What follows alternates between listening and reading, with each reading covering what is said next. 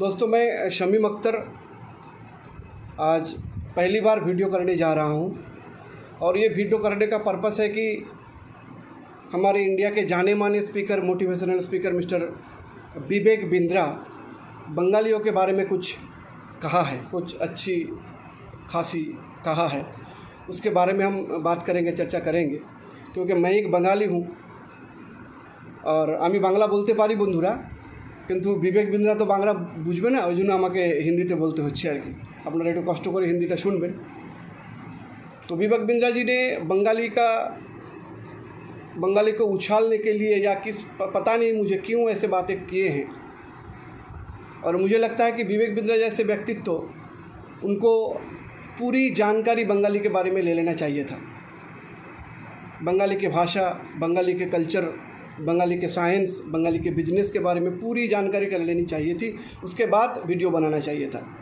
या तो फिर वो जानकारी लेकर ये जानबूझकर किए हैं बंगाली को बदनाम करने के लिए। मुझे तो लगता है वैसा ही। जो भी हो, विवेक बिंद्रा जी ने कई बातें की है अपने वीडियो में। सारे बातें बात करेंगे तो 1.5-2 घंटा का वीडियो बनेगा। उतना बात मैं नहीं करूँगा। जो मेन चीज़ पे बात किए हैं वो मेन चीज़ पे ही बात करूँगा।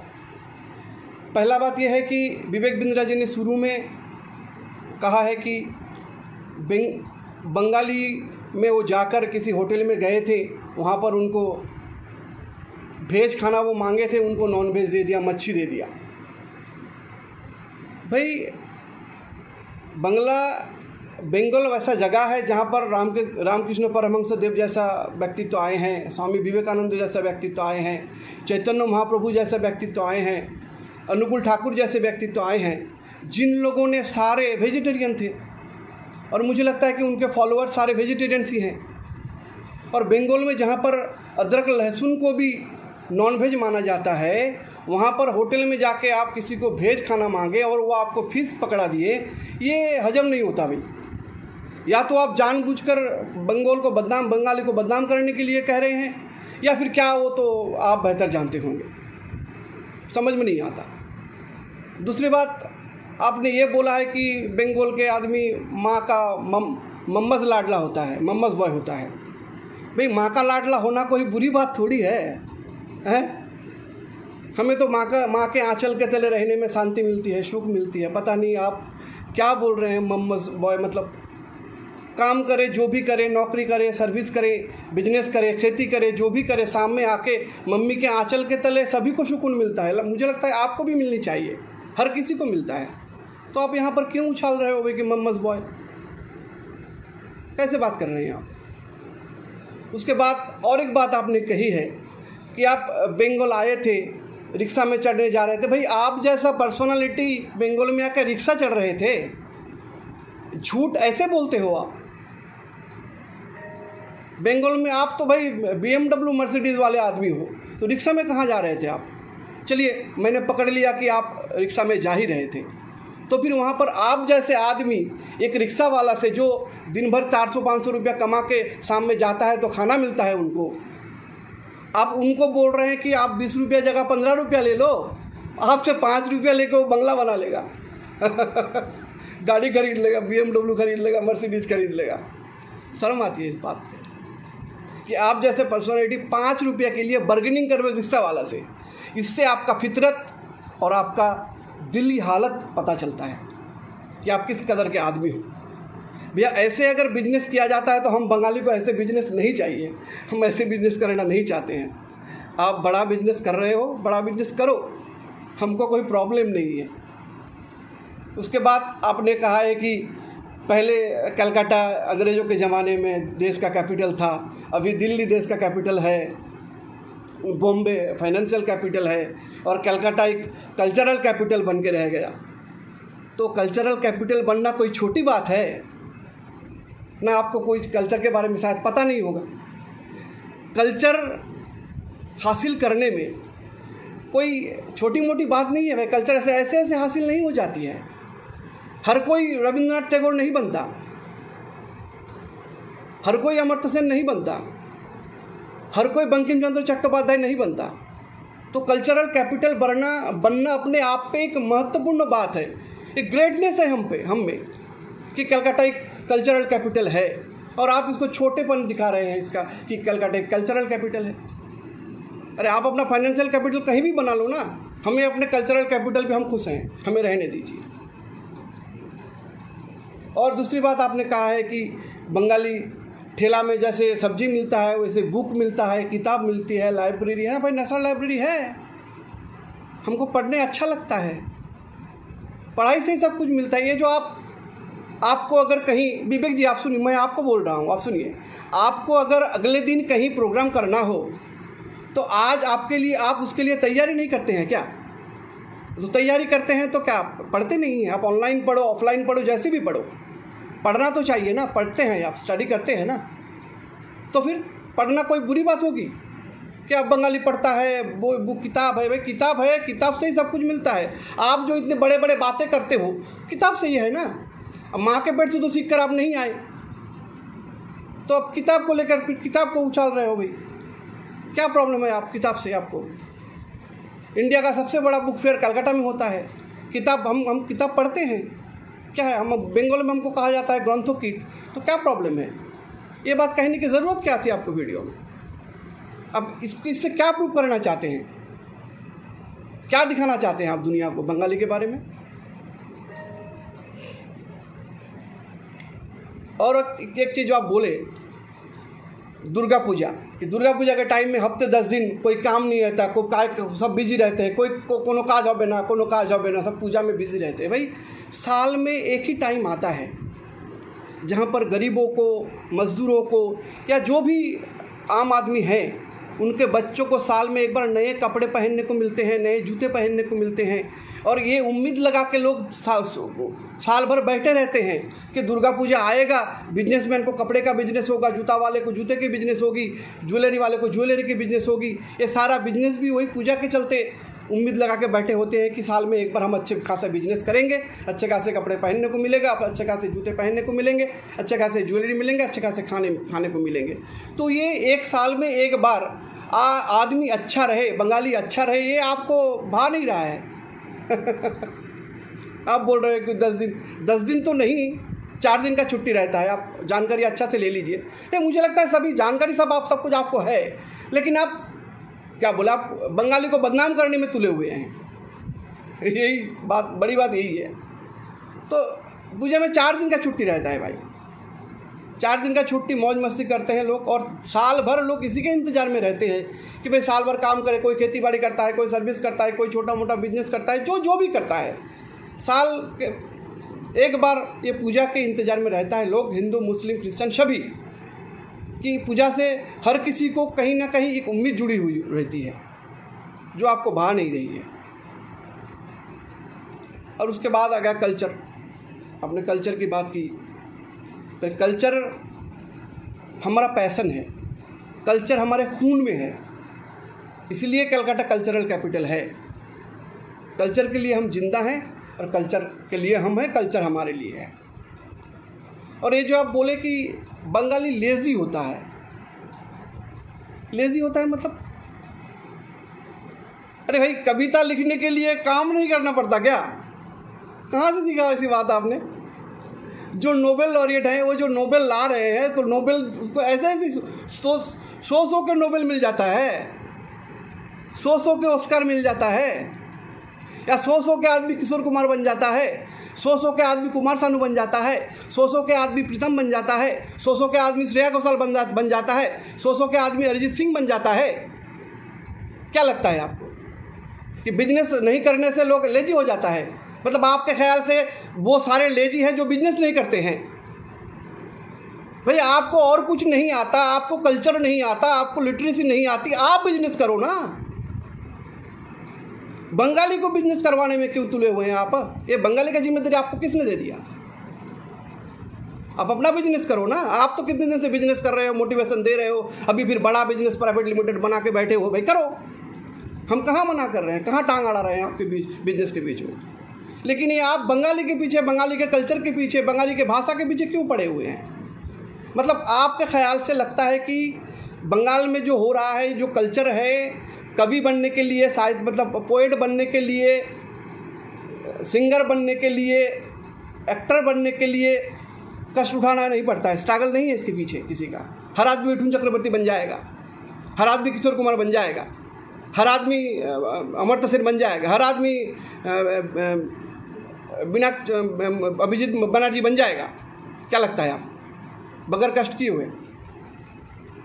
तो फिर बंगाली कैसे लेजी हुआ? भाई बंगाल से इतने सारे नोबेल लॉरिएट हैं, इतने सारे साइंटिस्ट हैं, आपको पता है इंडिया में टॉप 10 साइंटिस्ट में जो वर्ल्ड वाइड, जिनका जो वर्ल्ड दुनिया में फेमस हैं, वर्ल्ड वाइड फेमस है जो साइंटिस्ट, 10 साइंटिस्ट में 4 बंगाली हैं। जगदीश चंद्र बोस, सत्येंद्रनाथ बोस, आचार्य प्रफुल्ल चंद्र रॉय, मेघनाथ साहा। तो इन लोगों को कष्ट करना नहीं पड़ा था क्या? ऐसे ऐसे साइंटिस्ट बन गए। क्या लगता है आपको, बंगाली लेजी है मतलब? सौरभ गांगुली ऐसे ऐसे बन गए, एक दिन में बन गए, उसको कष्ट करना नहीं पड़ा है। हम तो चाहते हैं कि सौरभ दा अभी आ जाकर आईसीसी का प्रेसिडेंट बने। हाँ, हम देखते हैं रिपीट टेलीकास्ट सौरभ गांगुली का। सौरभ गांगुली हमारे लिए प्राइड है। तो इससे आपको क्या प्रॉब्लम है? आप अपना बिजनेस करो, बंगाल में आइए, आपको मोस्ट वेलकम, बिजनेस बढ़ाइए, आप बिजनेस कीजिए। बंगाली लड़का अगर आपके साथ बिजनेस करना चाहे तो कीजिए, लेकिन बंगाली का कल्चर, लैंग्वेज, धर्म को उछालिए मत, ये गलत बात है। और आपने कहा था वो जीडीपी इकोनॉमिक्स के बारे में कहा था। एक पॉइंट है आपके, आप जहाँ पर स्पीच दे रहे थे वहाँ पर बंगाली के बारे में जीडीपी बताए थे आपने बताया था कि जीडीपी पर कैपिटा गुजरात का 2,52,000 समथिंग है और बंगाल का 1,15,000 समथिंग है। तो भाई आप कैपिटा बताए हो, एरिया भी बताना चाहिए ना। जहाँ पर बंगाल का एरिया कितना था, 88,000 समथिंग स्क्वायर किलोमीटर, और गुजरात का, अब गुजरात के भाई गुजराती लोग जो हैं दोस्तों बुरा मत मानिएगा, इन्होंने जीडीपी कहते वक्त गुजरात का नाम लाया था, मैं इसलिए गुजरात का नाम लिया। गुजरात का जीडीपी पर कैपिटा क्या बोले आप, 2,52,000। गुजरात का एरिया आप देखा है आपने, 1,96,000, 1,96,000 नियर अबाउट स्क्वायर किलोमीटर। उसके बावजूद बंगाल एग्रीकल्चर में नंबर 1 है भाई। इतना छोटा जगह, गुजरात से आधा से भी कम जगह है हमारे पास, फिर भी हम एग्रीकल्चर में नंबर 1 है। तो भाई जब आप बात करते हो, जीडीपी ग्रोथ के बारे में आपने नहीं बताया, आप तो कैपिटा बता दिए। जीडीपी ग्रोथ बंगाल का 14% है, गुजरात का 11%।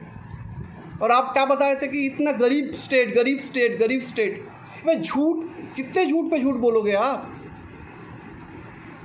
भैया। जीडीपी का लिस्ट पे दिखा रहा है कि पश्चिम बंगाल टॉप 10 रिचेस्ट स्टेट में से 6 नंबर पे है, और गुजरात 5 नंबर पे। गुजरात के बाद रिचेस्ट स्टेट वेस्ट बंगाल है। आप बोल रहे हो कि गरीब स्टेट है।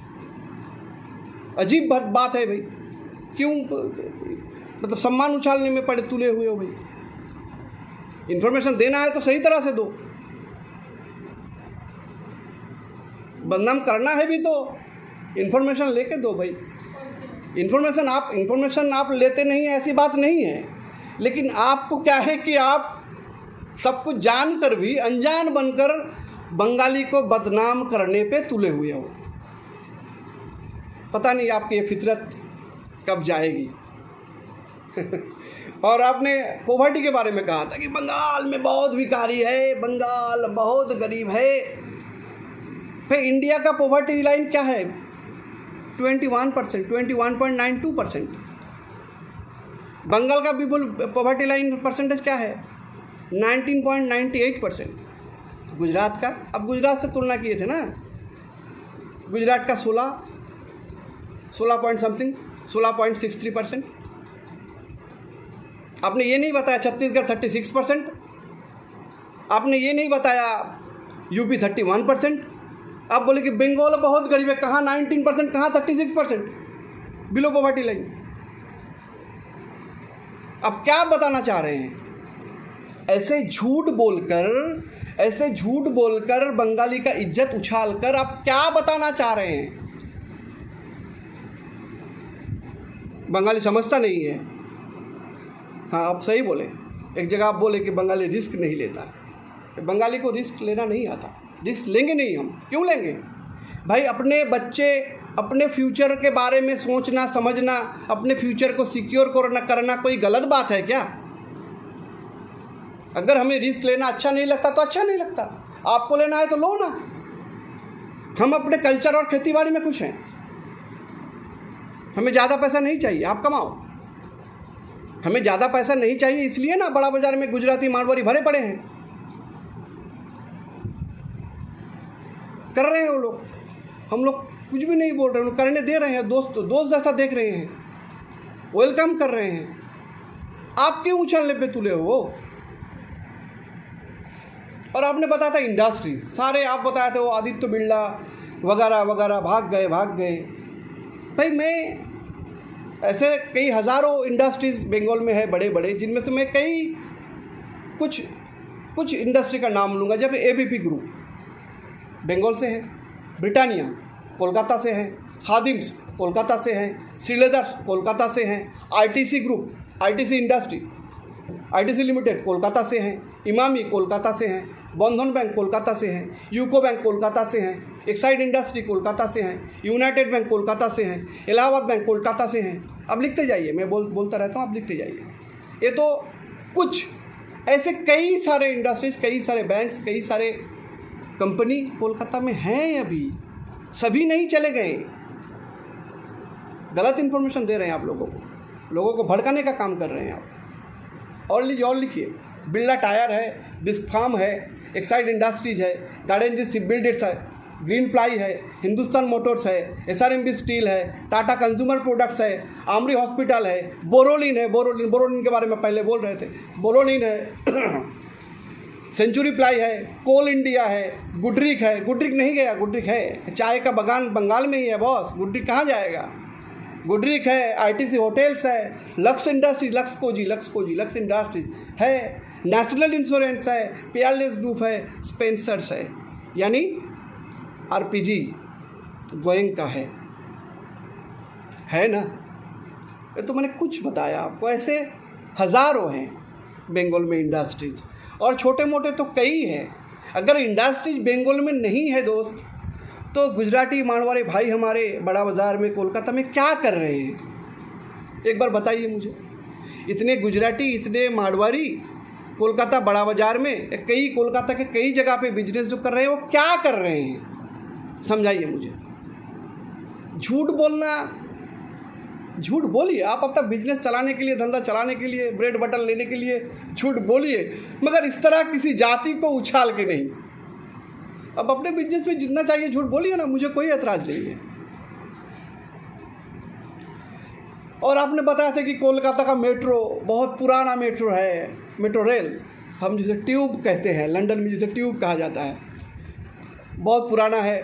सही बताया आप, कोलकाता का मेट्रो बहुत ही पुराना है।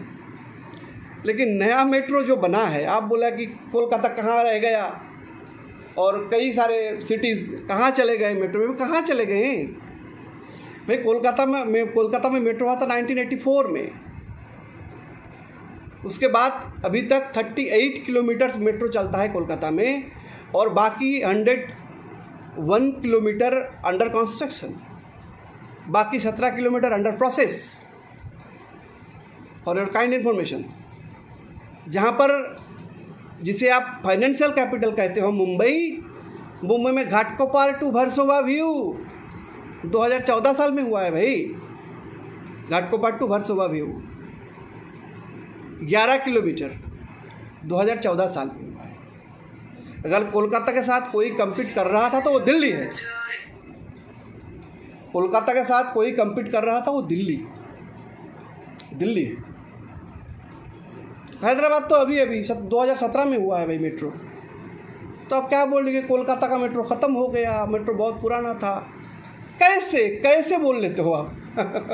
इतनी झूठ, ऐसे झूठ कैसे बोल लेते हो भाई? सीखना पड़ेगा। सैल्यूट झूठ बोलने के लिए आपको सैल्यूट करता हूँ मैं। बहुत ही शानदार झूठ बना लेते हो और बोल भी लेते हो। और क्या इकोनॉमिक्स के बारे में आप बताते कि बंगाली को इकोनॉमिक्स का सेंस नहीं है। भाई इंडिया में 2 इकोनॉमिस्ट को नोबेल मिला है और दोनों ही बंगाली हैं। हंसी की बात और आपके लिए शर्म की बात, इंडिया में सिर्फ 2 आदमी को इकोनॉमिक्स के ऊपर नोबेल मिला है, नोबेल जैसा प्राइज मिला है, और दोनों ही बंगाली है। आप बोल रहे हो बंगाली को इकोनॉमिक्स समझ में नहीं आता। आप कौन होते हो? आप कौन होते हो? बंगाली आपको ठेका दे के रखा है इकोनॉमिक्स समझाने के लिए? हैं? कितना बड़ा इकोनॉमिक्स हो? ओपन चैलेंज में आओ, कभी किसी भी चैनल में आ जाओ दोस्त, जहाँ पर होस्ट चिल्लाए ना। चैलेंज, ओपन चैलेंज है समीम अख्तर का, आपको, विवेक बिंद्रा को ओपन चैलेंज है। किसी भी चैनल में, रीजनल चैनल हो, नेशनल चैनल हो, किसी भी चैनल में आप आइए जहाँ पर होस्ट चिल्लाए ना। चिल्लाएगा सिर्फ गेस्ट, हम चिल्लाएंगे। सवाल होस्ट करेंगे, बात हम करेंगे, आपके बीच मेरे बीच बात होगी। इकोनॉमिक्स हो, धर्म हो, हिस्ट्री हो, जियोग्राफी हो, कल्चर हो, स्पोर्ट्स हो, सिनेमा हो, किसी भी सब्जेक्ट पे, किसी भी टॉपिक पे लेके आ जाइए, कभी भी ओपन चैलेंज रहा आपको, हम बात करेंगे। आपको तो ये पता चल गया होगा, आप जानकारी ले लिए होंगे कि बंगाली पढ़ता बहुत है, तो आपको डरना चाहिए बंगाली से कि जो पढ़ता बहुत है वो जानता बहुत है। ये डर आपको रहना चाहिए। लेकिन आप बंगाली की इज्जत, और डर क्यों डरेंगे भाई? आप बंगाली की इज्जत उछालने में तुले हुए हो। इकोनॉमिक्स समझाने आ गए। अरे क्या बड़े बिजनेस करते हो भाई? तुम कितने बड़े बिजनेसमैन हो? हैं? यूट्यूब में वीडियो बना के भेजने से कोई बिजनेसमैन नहीं बन जाता। बिजनेस सिखाने आ गए। अपना रोटी कमाने का काम चला रहे हो, चलाओ भाई, हमको कोई एतराज़ नहीं है, कोई चिढ़ नहीं है आपसे। लेकिन हमारी इज्जत को मत उछालो, हम बंगालियों का इज्जत को मत उछालो। और आप कहा था जूट मिल, इतने सारे जूट मिल थे हुगली रिवर के साइड में, सारे ने कुछ नहीं है। भाई जूट मिल कैसे रहेंगे? प्लास्टिक्स के बैग आ गए हैं, फिर जूट मिल कैसे चलेगा? जूट के बैग लोग खरीदेंगे तभी ना जूट मिल चलेगा। बात करते हो, जूट मिल बंद हो गए।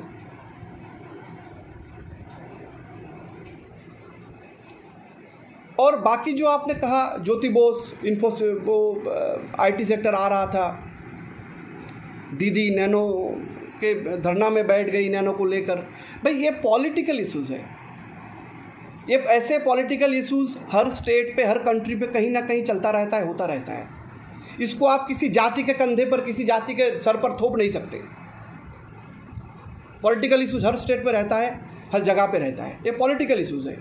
हमको नहीं पता, उन लोग, वो लोग बड़े नेता हैं, उन लोगों को बेहतर पता होगा कि क्या करने से क्या होगा। हमको उसमें नहीं पता, हम उसमें घुसना ही नहीं है हमको। ये पॉलिटिकल इशू हर जगह पे होता है, हर स्टेट पे है। कहीं ना कहीं कई स्टेट में ऐसे कई सारे इश्यूज़ हैं। अब बंगाल के बारे में बोलते रहे तो ज्योति बोस ऐसे किए, दीदी ऐसे किए। अरे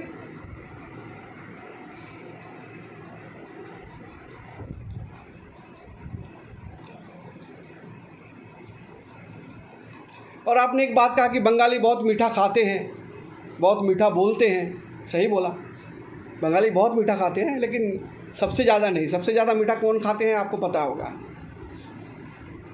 हम मीठा बनाते हैं, अच्छा मीठा बनाते हैं हम, लेकिन सबसे ज़्यादा मीठा कौन खाता है वो तो आपको पता होगा, मैं बताऊंगा नहीं ओपनली वीडियो पे। और एक चीज़ आपने बताया, लैंग्वेज। भाई झूठ बोलने का भी एक लिमिट होता है। झूठ बोलना कोई आपसे सीखे, झूठ बोलने का भी एक लिमिट होता है। आपने कहा एक जगह कि भाई मुझे कोई बुलाया था कि आप भजन पे आओ, तो मैं समझा कि भोजन पे आओ। भोजन बोलते हैं ओ और ओ का मतलब समझ नहीं है बंगाली को। आप जो ये बात कर रहे हो ना, ये 1947 के पहले की बात कर रहे हो। समझ लीजिए, आज के डेट में अगर कोई आपको इनवाइट करेगा खाना पे, तो आपको क्या बुलाएगा, कैसे बुलाएगा? भोजन पे। 1947 का बात कर रहे हो भाई। मतलब आप ये बोलकर ये समझाना चाह रहे हैं कि बंगाली के अंदर मॉडर्न सोच नहीं है, कि बंगाली आपको जब खाना में बुलाएगा, खाने पे बुलाएगा तो भोजन पे बुलाएगा। क्यों ऐसे नहीं बुला सकता कि भाई आप मेरे घर लंच पे आ जाओ, मेरे घर डिनर पे आ जाओ, मेरे घर चाय पे आ जाओ? ऐसे नहीं बुला सकता बंगाली, भोजन पे बुलाएगा आपको। और ये जो आप भजन बोल रहे हो भाई, बंगाली में भजन होता नहीं है। आपको ये वर्ड कहाँ से आ गया? मैंने तो कभी सुना नहीं है कि बंगाल के किसी घर में भजन होता है। भजन नहीं होता, कभी गान होता है, कीर्तन होता है, यात्रा होता है, नाटक होता है, कभी लड़ाई होता है, ऐसी चीज़ें होती है। भजन नहीं होता है। झूठ बोलने का भी एक हद होता है भाई। आप भजन को भोजन बोलकर मतलब कुछ भी बोल देते हो, कुछ भी।